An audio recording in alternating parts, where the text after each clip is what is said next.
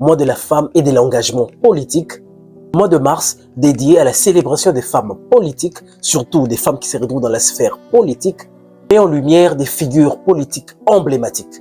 Parmi elles, la fille du légendaire Patrice Emery Lumumba, Juliana Amato Lumumba, se distingue par son parcours exceptionnel et de son engagement indéfectible. Le 26 février, le gouvernement congolais a officiellement annoncé sa candidature au poste de secrétaire général de l'Organisation internationale de la francophonie. En présentant la candidature de Madame Juliana Amato Lumumba, la République démocratique du Congo souhaite contribuer à une francophonie plus moderne, plus inclusive et plus proche des peuples.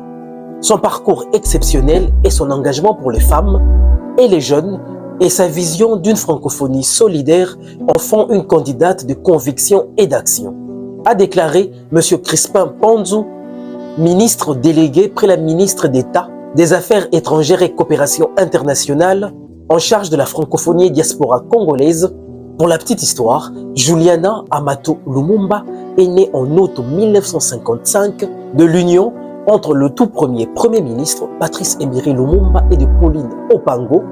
Elle est restée l'unique fille car sa sœur Marie-Christine Lumumba, née prématurément et très malade, le nouveau-né mourra très tôt. Unique fille, entourée de ses frères dont François Emery Tolenga Lumumba, le fils aîné, et de son frère cadet Roland Gilbert Okito Lumumba, décédé récemment le 28 janvier 2026 à Kinshasa de suite d'une longue maladie à l'âge de 67 ans.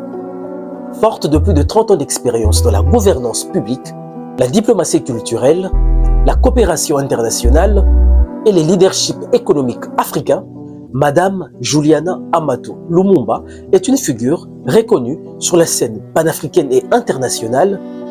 Elle est titulaire d'un diplôme en sciences sociales de Paris.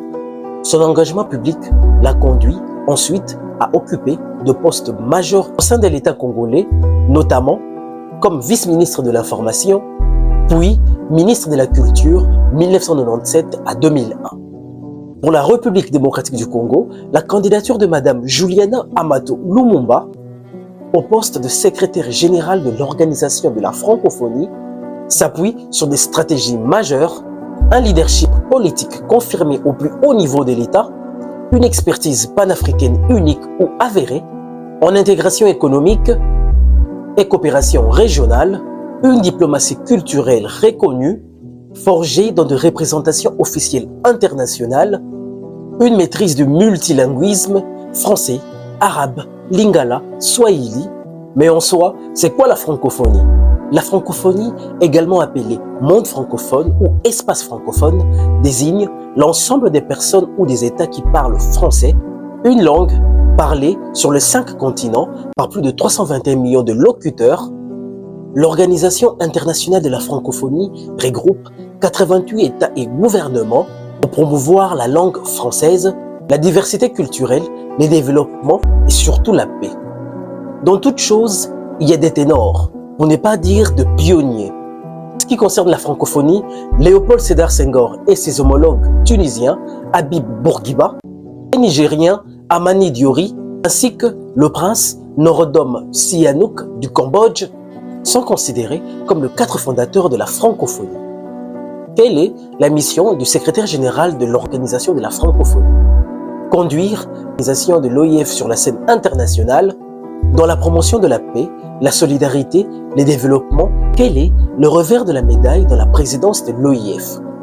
La République démocratique du Congo, qui est considérée comme le premier pays francophone avec ses plus de 90 millions à 100 millions de Congolais qui parlent la langue française, n'avait pas pu, malheureusement, obtenir la présidence de l'OIF.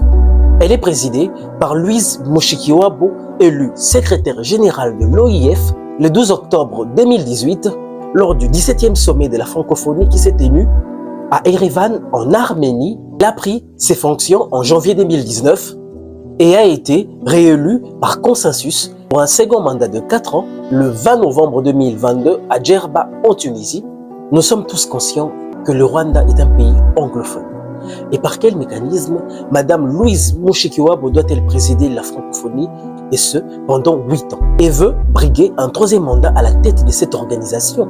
De ces faits, pour la prochaine élection qui se tiendra en novembre à Cambodge, la RDC se doit de prendre la tête de cette organisation et être à la place qui lui revient. Le nom Lumumba que porte Juliana Amato Lumumba est un nom fédérateur.